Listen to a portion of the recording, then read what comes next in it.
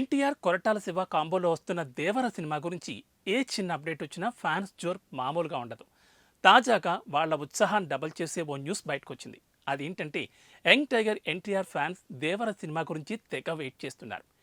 April 5న release కావాల్సిన ఈ cinema దాదాపు వాయిదా పడినట్లే. ఇక మూవీ టీం నుంచి అధికారిక ప్రకటన ఒక్కటే రావాల్సింది. అయితే తాజాగా దేవర నుంచి ఓ సాలిడ్ అప్డేట్ లీక్ అయింది. ఈ సినిమా ఓవర్సీస్ బిజినెస్ డీల్ భారీ ధరకి క్లోజ్ చేశారట. ప్రధానంగా తమిళ సినిమాలను పంపిణీ చేసే హంసిని ఎంటర్టైన్మెంట్స్ దేవర ఓవర్సీస్ హక్కులను దక్కించుకున్నట్లు సమాచారం. మొత్తం 27 కోట్లకు ఈ రైట్స్ను కొనుగోలు చేసిందట. అంటే బ్రేక్ ఈవెన్ మార్కుని సాధించాలంటే దేవర సినిమా $6.5 మిలియన్ కంటే ఎక్కువ గ్రాస్ను సాధించాలి. దేవర సేఫ్ జోన్లో ఉండడానికి ఒక్క అమెరికాలోనే $5 మిలియన్ పైగా వసూలు చేయాలి. ప్రస్తుతం ఈ న్యూస్ సోషల్ మీడియాలో తెగ వైరల్ అవుతోంది. దేవరకి ఈ రేంజ్లో ఓవర్సీస్ బిజినెస్ అవుతుందని ఊహించలేదంటూ నెటిజన్లు కామెంట్లు పెడుతున్నారు. ఇక ఎన్టీఆర్ ఫ్యాన్స్ అయితే ఈ విషయంలో ఫుల్ ఖుషీగా ఉన్నారు. ఇక సినిమాలో విలన్గా నటిస్తున్న సైఫ్ అలీ ఖాన్ ఇటీవల గాయపడిన విషయం తెలిసిందే. ఆయన శస్త్రచికిత్స చేయించుకోవడంతో సినిమా షూటింగ్ వాయిదా పడింది.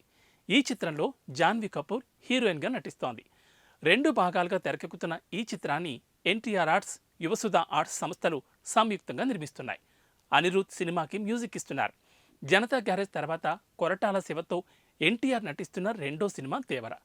ఇటీవల మూవీ టీం ఓ గ్లింప్స్ను రిలీజ్ చేసింది. 1 నిమిషం 5 సెకండ్లు ఉన్న ఈ వీడియోలో దేవర పాత్రను పరిచయం చేశాడు కొరటాల శివ. సముద్ర తీరంలో ఎన్టీఆర్ నరకుడు చూసి ఫ్యాన్స్ తెగ సంబరపడిపోయారు. ఇక గ్లింప్స్లో ఎన్టీఆర్ చెప్పిన డైలాగ్ కూడా అద్దరిపోయింది. ఈ సముద్రం చేపల కంటే కత్తుల్ని నెత్తుల్ని ఎక్కువ చూసినట్టుంటాది, అందుకే దీన్ని ఎర్ర సముద్రం అంటారు అంటూ రక్తపు మరకలు అంటిన ఆయుధాన్ని సముద్రంలో కడుగుతూ ఎన్టీఆర్ డైలాగ్ చెప్పారు. ఇక కొరటాల శివ విషయానికొస్తే ఆయన తీసిన గత చిత్రం ఆచార్య డిజాస్టర్ అయింది. మెగాస్టార్ చిరంజీవి నటించిన ఈ సినిమా ఆడియన్స్ను ఏమాత్రం ఆకట్టుకోలేకపోయింది. ఇక ఇందులో mega power star Ram Charan కూడా ఓ కీ రోల్ పోషించారు.